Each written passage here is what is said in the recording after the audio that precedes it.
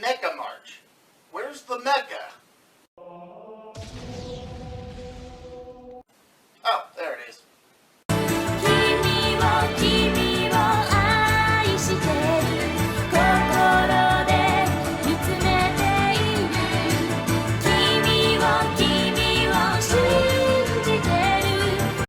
Hello and welcome to Earth Alien ProtoMet. It's Mecha March, and as you're probably aware, the mecha genre is a staple of science fiction anime. But what if, instead, you had a fantasy mecha anime? The Vision of Escaflowne is one such anime. So how does this mashup of genres fare? Let's get to it. Hitomi Kanzaki is an average high school girl with a knack for fortune-telling using tarot cards who has a crush on the star of her high school's track team. But everything gets turned upside down when a dimensional rift opens and an encounter with a prince, Van Fanel, who is on a quest to slay a dragon so he can become crowned king, causes Hitomi to be pulled into Van's world, Gaia.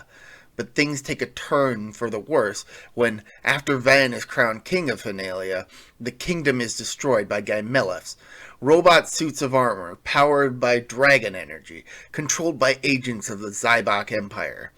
Seeking to avenge his fallen kingdom, Van must travel Gaia with the help of Hitomi and the allies they make along the way, and discover the secret behind Van's royal Gamezillong, Escaflowne. Unfortunately, despite being the Gamezillong that the series is named after, Escaflowne isn't actually special. You may think there's more to the machine than just a robotic suit of armor, and there are some things that do make it special, but not so special that it's a driving element of the overall plot. At best, the fact it can transform into a dragon, and Dorkirk's interest in discovering how said dragon obscures the outcome of his plans, are the only reasons Escaflowne has any special significance. As a result, a major driving force of the plot are the ideas of fortune, fate, and willpower having a supernatural impact on the world. And this is where Hitomi comes in. Because she's from what the people of Gaia call the mystical moon, or as we call Earth, her powers of precognition are amplified in Gaia.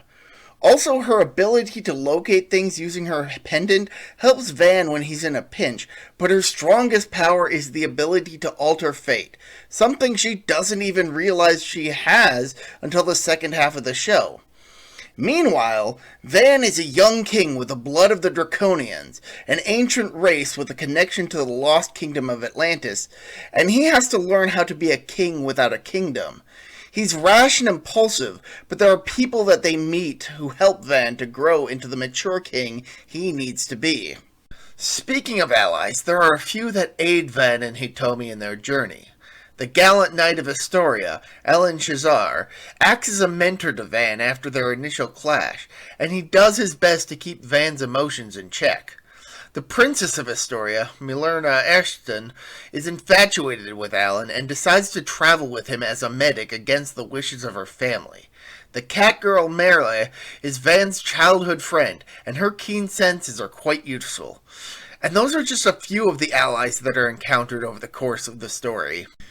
Some of the villains are also interesting. Vulcan, the tactician of the Zybok Empire, who is revealed to be Van's older brother, is an enigmatic figure whose motives for working for Dornkirk, the leader of the Empire, are left a mystery for a good chunk of the series.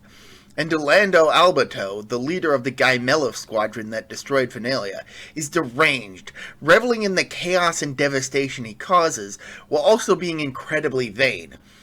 It's just a shame that they're really the only interesting characters in the Zybok Empire. Even Dornkirk, who is given quite a bit of development as a character, isn't really all that interesting. Additionally, for as rich and fleshed out the world of Gaia feels in the series, towards the end of the series, it becomes clear that Gaia is far more expansive than we got to see in the series. There are a lot of different nations and territories that only become relevant when all the nations of the world are banding together to combat the Zybok Empire, which, as mentioned before, feels like it had a lot of characters that got no development. Admittedly, the show was shortened to 26 episodes from its original 39, but the decision to do so was made before the series entered production, so the other nations and characters were probably intended to be better explored. However, as a result of the shortening of the series, the plot progresses at a nicely rapid pace, and there's little to no extraneous elements that serve no purpose. Everything that's present in the series does serve a purpose in the story, even if we don't get an explanation for everything. While the idea of mixing fantasy and mecha is interesting, I feel that Escaflowne doesn't quite stick the landing. It's far from a terrible show, but it's not interesting enough to be anything more than a novelty. That having been said, I'd say give this show a watch. Till next time, see ya!